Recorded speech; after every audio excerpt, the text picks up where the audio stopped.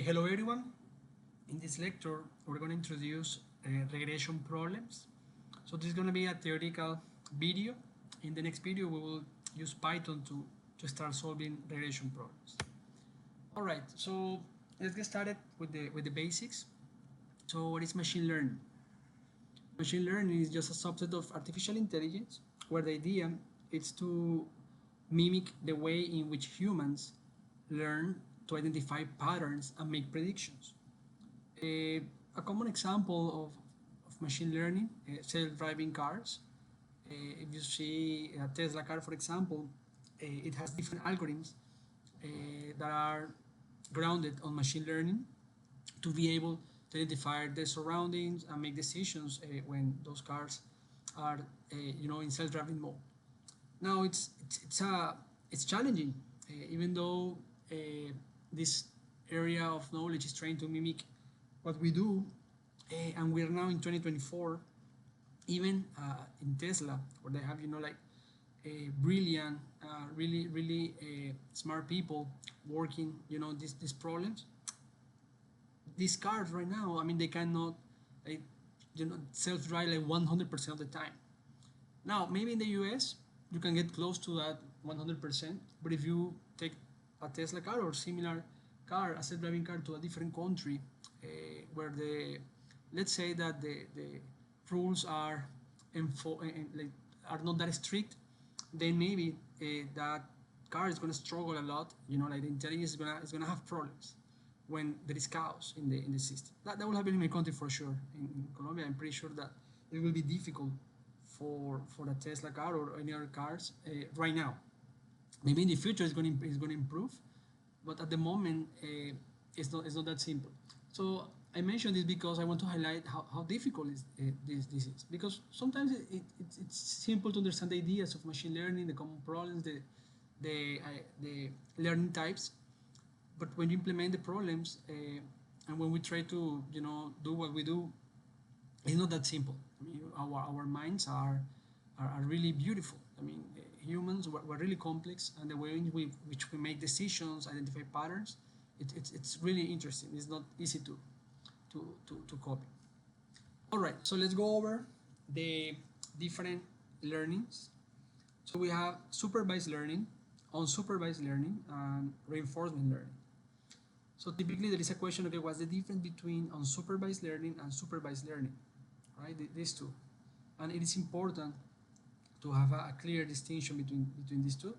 When you start reading, in different websites, what you will see is like, okay, in supervised learning you have labeled data, and in unsupervised learning you have unlabeled data. But what is the meaning of that? Labeled data, unlabeled data. So let's use an example. I will try to use the same example in the video.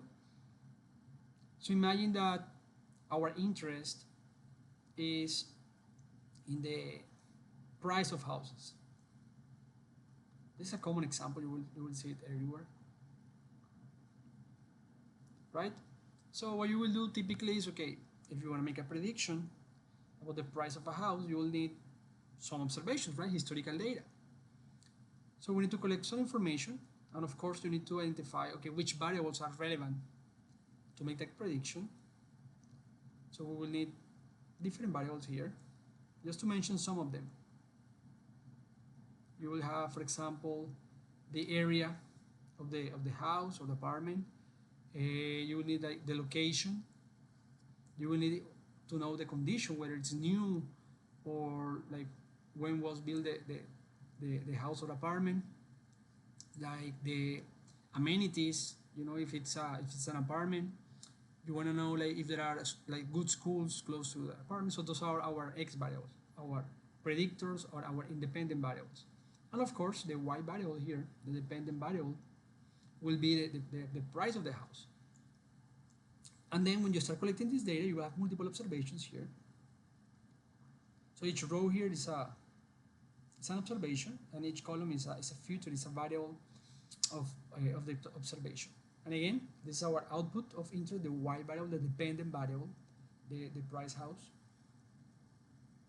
Now, when we call a problem supervised or unsupervised, Supervised means that in your data you have one variable, or at least one, because sometimes you have two or more of interest, and you want to make a prediction of that variable. So for example, in this case, okay, we have some x variables, but there is a column here, there is a y variable which is identified in our data, and we want to predict that. We want to learn how to do that. We want to train a model to be able to use these x variables in order to make predictions about the y variable. So this is what we call label data, because we know the output.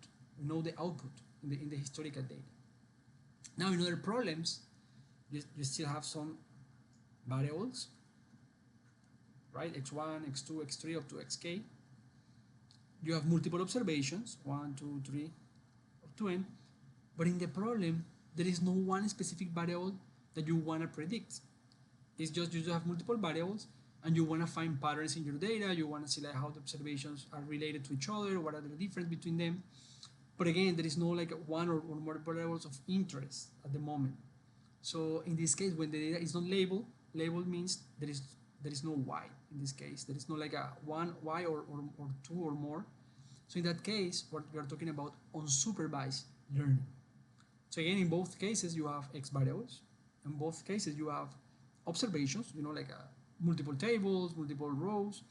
But the difference is whether you have at least one output or not. So if you have one output, like in this case, at least one output, like a y variable of interest, then we are dealing with a supervised learning. But if there is no y, if there are only x variables, then you're talking about unsupervised learning, because there is no, again, one variable of interest that you want to predict. You just want to find patterns in your data. So that's like the main difference between supervised learning and unsupervised learning. All right. Now let's get into the detail about each of these type of learning. There is one more, the reinforcement learning. We're not gonna discuss reinforcement learning during the course, but just to give you an idea, reinforcement learning is what humans and even animals, it's what we do all the time. When we're learning, we do some trial and error. So for example, when we were kids, we were exploring the world, sometimes your parents will tell you, oh, please do not touch that because maybe you're gonna get hurt. But sometimes, when we were kids, you didn't listen to your parents, and you not touch that thing that they ask you to not touch. So if you get hurt, then you learn that in the future that's a problem. So in reinforcement learning, the idea is that you get some feedback from the environment. Sometimes a reward. For example, when the kid or when a pet does something that is good, so you will get some positive reinforcement. So people will say, oh, that's good what you're doing, that's nice. Or the animal, you will give a cookie to the dog, some food, to create in their minds that what they're doing is fine. But if, on the other hand, if they do something that they shouldn't do, if it's a problem, then you get a negative feedback from the environment. So that's the idea of reinforcement learning. You will have one objective function or multiple objective functions, and there are some rewards or penalties depending of the interaction of the agents with the environment. It's really interesting. Okay, so let's dig deeper in supervised learning and unsupervised learning.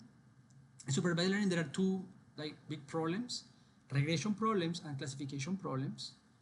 And in unsupervised learning, for sure, clustering, it's a common problem. Also, dimensionality reduction. Now, in the case of supervised learning, again, here we have at least one y variable or an output variable of interest. So we have the two main problems here are classification problems and regression problems. In classification problems, what is the difference between regression and classification? Because that's also an important discussion. Okay, in both cases you have x variables. And in both cases you have one or more y variables. So you have an output labeled data. Now what's the difference then between classification and regression? The only difference here is what type of variable is the y variable, the dependent variable. So if it's a numerical variable, then you are working a regression problem. You want to make a prediction of a y variable that is numerical using some x variables. That's a regression problem. Or if your y variable is not numerical, it's categorical. For example, health condition, quality of a product, those variables, they are not, I mean, you cannot measure them. They are not numerical. They are more like, okay, health condition, person has a disease or not. So that's not a numerical variable. That's a categorical variable. Then in that case, you're talking about classification. That's the difference. That's the difference between regression and classification. It's the y variable. If it's numerical, we're talking about regression. If it's categorical, we're talking about classification. So the regression problem, now you know that, is when you have one or more response variables that are numerical. And it's possible to have I'm pretty sure that some of you, most of you, have solved problems, regression problems, and typically there is only one response variable, like just one, like y, the y variable, the dependent variable. But it's possible to have multiple y variables, like a multi-output model. We're not going to discuss them in this class, but I want you to be aware that those models exist. All right, then most of the people, when you mention regression model, regression problem, everyone's going to relate immediately to linear regression model. Well, linear regression model is just one way to solve a regression problem, right? It's like an algorithm, it's like a specific model. But the problem is the regression problem. It's like, okay, I have one or more y variables that I want to predict. They are numerical, and I want to use these predictors or these independent variables, right? So that's the regression problem in general. And then there are multiple ways or multiple algorithms to solve this problem. So linear regression is one of them. But you also have regression trees, random forests, XGBoost, SVM. There are neural networks, of course. There are multiple ways in which we can solve a regression problem. So now, I mentioned that the response variable is numeric. So it can be continuous, it can be discrete, it can be positive or proportion. So depending of the type of variable, you will use different models. So typically, for example, in a linear regression model, we expect that the y variable is continuous. But if it's discrete, for example, you can use a Poisson regression. Or if it's positive, this is the case when you are trying to predict, for example, time, like processing time or a waiting time. So time is from 0, to infinity, positive, right? So it's a positive value. So that's, you will use maybe gamma regression, or there are other possibilities. So I want you to be aware, like, it's not just continuous variables, right? That's the main message right now. Okay, so some examples of regression problems. So we have mentioned only the pricing of the price of the houses. We can use it also to make demand forecasts, and that's really important for companies, right? To make predictions of the amount of units that are going to be requested in the next period, next month by the customers. But there are other examples. For example, in academic tests, sometimes you are interested in making predictions about the performance of the students, like how good which result they're going to get in that specific test based on some variables like the attendance of the student to the class, maybe previous grades in other classes. So it is possible to create some regression models to answer that question. Now, when we create in general like a classification model or regression model, there are like two motivations. One is to make predictions. That for sure, that's like the most popular motivation. But the second one sometimes is to make some interpretation of the context, like to understand which variables are relevant, which variables are correlated with the y variable, to find the significant variables. That's the idea. All right. So other examples, for example, are like to predict air pollution levels based on some weather conditions, traffic data, and other variables. Predict disease progression. Okay, so now that is clear what is a regression problem, where we have a numerical variable, let's talk about the most popular algorithm out there. Is the linear regression, for sure. I'm pretty sure that in almost every single major Typically, I mean, it depends, of course, if it's engineering, business, but I'm sure that in most of your cases, you have seen linear regression, at least the simple case, when there is only one x variable. So the most popular plot that you will see is this one. So there are some dots. These dots are the observations, like the real values. So in the x-axis, we have the independent variable. And in the y-axis is the dependent variable, the one that you want to predict. And these dots here are the observations, are the real values. Now when we create a linear regression model, so it looks like this. It's a straight line. That's what is, this is the simplest case when there is only one x variable. So this is the simple linear regression. So you create this line. These are our predictions. And the idea is to minimize the distance between the observations and our prediction. This is the error, actually. These vertical lines that you see from the dot to the line, those are the errors, that distance, right? So the whole purpose of the model is to minimize that distance. Or typically it's the sum of squares of that distance, right? The distance between the real value, which we call y, and the prediction or the predicted value, which is a y hat. So typically one error, for example, for this point, I'm going to call it E1. That's a residual or an error. It's going to be the real value of that observation, y1. This is the real value minus the prediction, right?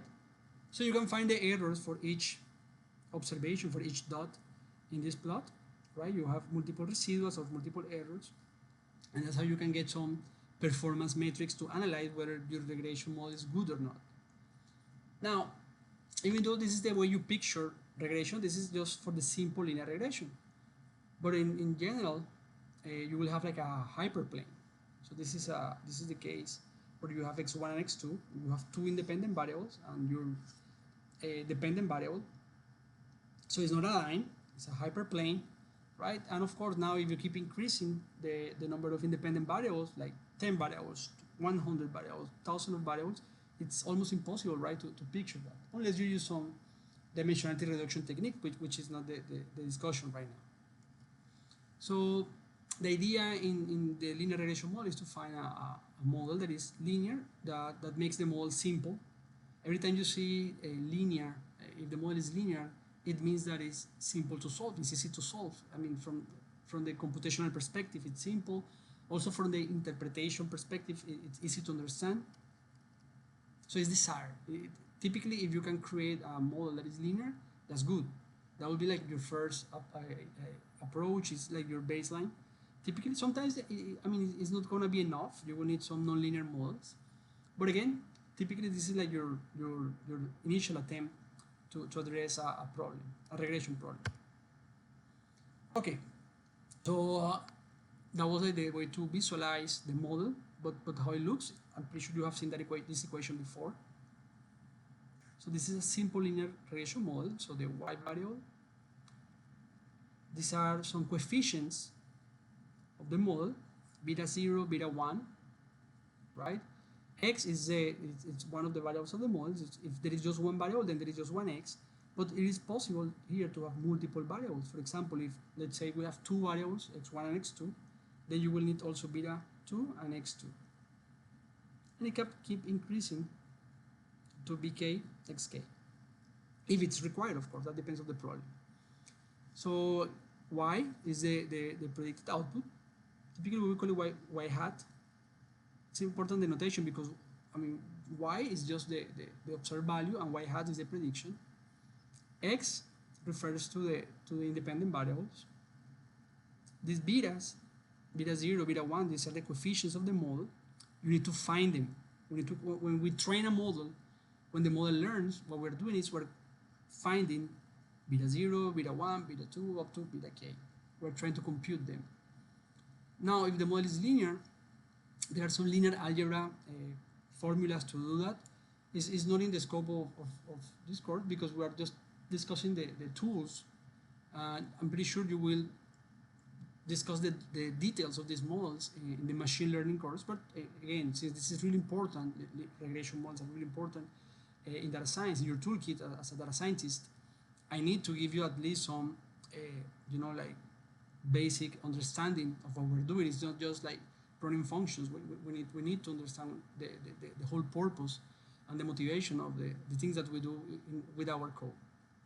Okay, and if you notice that at the end there is an epsilon term here, it's the error, which is common in the models and in real life. I mean, sometimes even though you can create a good model, there is always some variability, like natural variability in the process that is impossible to control. It's just some variation that we have in real life. It's like, for example, if you go to your favorite restaurant, the time it takes for the servers to bring you your food is not going to be exactly the same every single time. Even when you taste your food, it's not exactly the same because, you know, there is variability in the process. Sometimes the people that is working in the kitchen is different. The servers are different. Even the raw materials, the ingredients are different. So it creates some variability, and we cannot control that sometimes. So that's why in predictive models there is always an error, which represents that variability, that natural variability that cannot be predicted, that cannot be controlled. All right. So how can we analyze the performance of a linear regression model? Typically, you will see the R-squared metric. The R-squared, it's a common way to analyze the performance of the regression model. But let me give you a little bit more of context. So you know that the y variable, y is like the observed data, the real data, and y hat is the prediction, right? The predicted value that you get from using the model.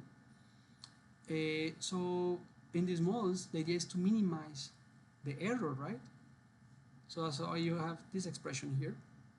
So you want to minimize the error. So the difference between the real value and the predicted value. Now, why we have here square? Imagine we remove the square for a moment. So you just have the difference. The problem with that is that sometimes you will get like negative errors, and in our case you have positive errors, right? Depending on these values. So that means that maybe your estimation, your prediction is below the real value, or it's going to be above the real value. So you will have some changes in the signs. So when you add them up, then they may cancel to each other, and that's a problem because you are not estimating like the real error. So that's why here we have square, because if when you do this, then you won't have this problem with the minus and plus sign, right? Because all of the errors will be positive. When you square that difference is going to be always positive.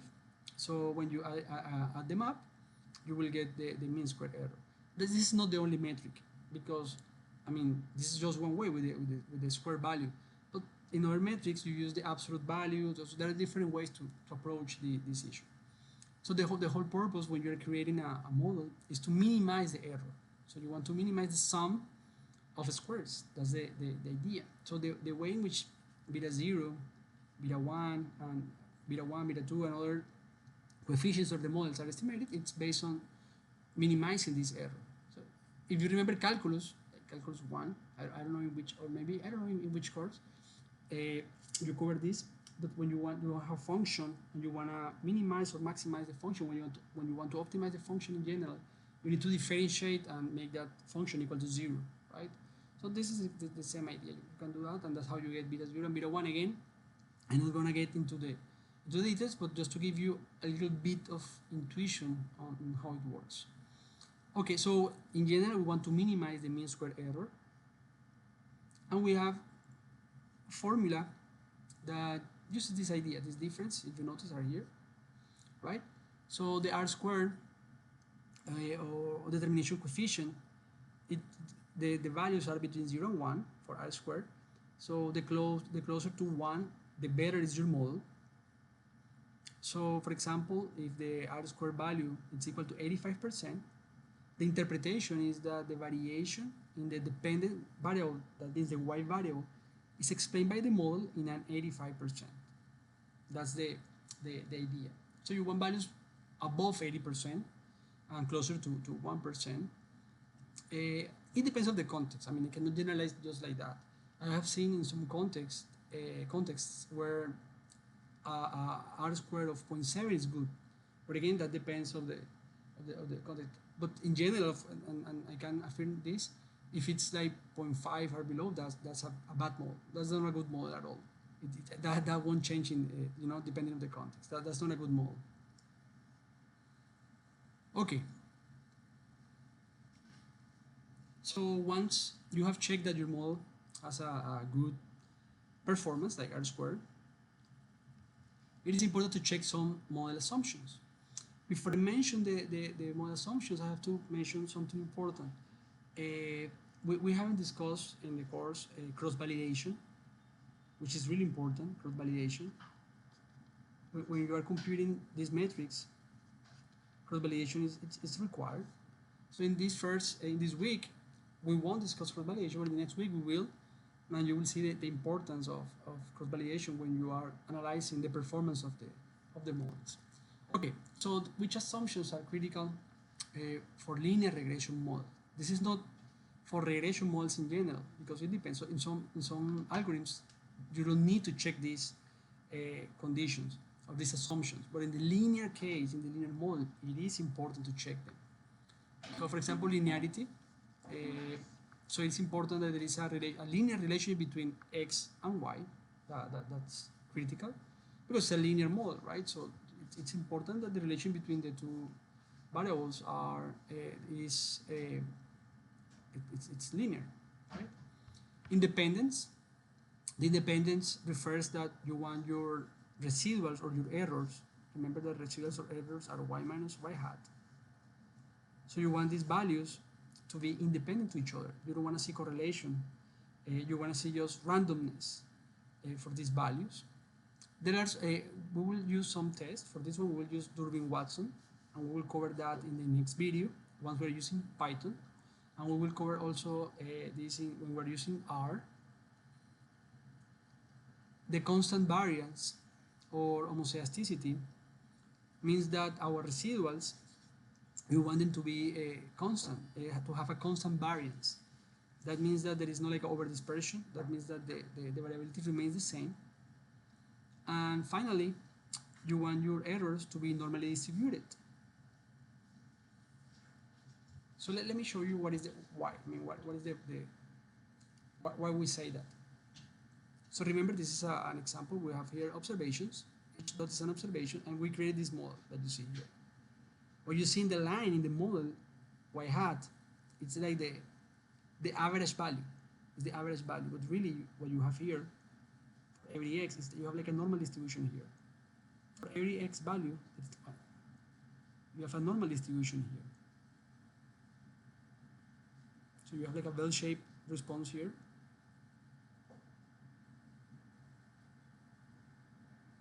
So what we're saying here with the normality is that we want to ensure that the y variable, if the errors or residuals they follow a normal distribution, then we can claim that this is true, that the response variable, the y hat, is going to be contained within this bell curve here in our predictions. And at the same time, when we say that the variability is constant, the variance is constant for the residual, that means that this distribution here is going to keep the same width, right? It's not going to be like increasing, it's not changing. So that's why it is important to keep these assumptions. Now the dependence is really important, not just for regression. Like in most models, the predictive model that you will see, time series analysis, I'm pretty sure that if you are familiar with time series analysis, independence is key. And in general, why is important independence? Because if your residuals are not independent, that means that your model is not capturing all the relationships among your variables. At the end, what you want is that your residuals are just like pure randomness, just noise, like white noise. It's just like variability without patterns, without correlations. Because again, if at the end of your model, if the residuals, they have some sort of correlation between them or they are not independent, that means that your model is not capturing that. So you're failing to do that. So that's why independence really is critical, not just for regression, in general, when we are working with predictive models, independence is a key assumption. All right, I'm gonna stop here our video, and I will see you in our Python session.